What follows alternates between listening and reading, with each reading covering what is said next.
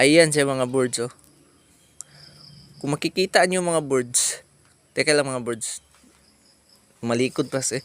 Ayan mga birds oh.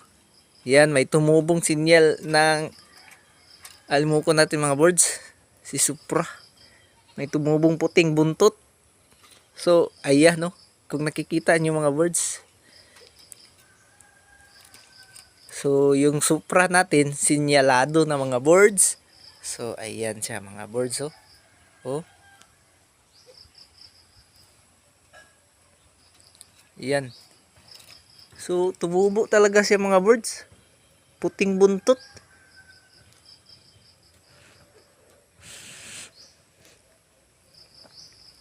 So, hindi ko kalain na magiging lasak to si Supra mga birds. So, ayan no. Isa na, yung Supra natin ay isa ng sinyalado.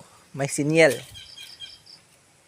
Na dito galing sa atin mga birds. Sa pag-aalaga natin. So, ayan. Ngayon ko lang yan nakita. So, pag lagay ko kasi ng tubig at pagkain, may napansin akong kakaiba sa kanyang buntot.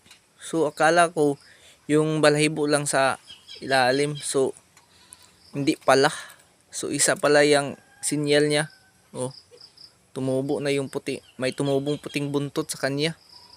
So, magandang balita mga birds. Yung Supra natin, isa ng ganap na lasak. So, sinyalado siya.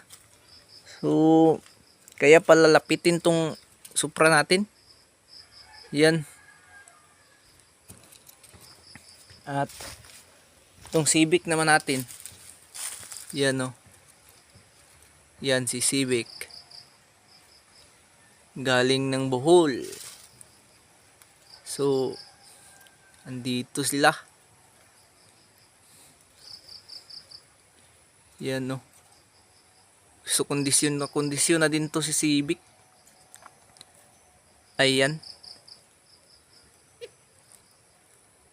Yan yung mga alaga natin. Oh, pulang-pulang mata.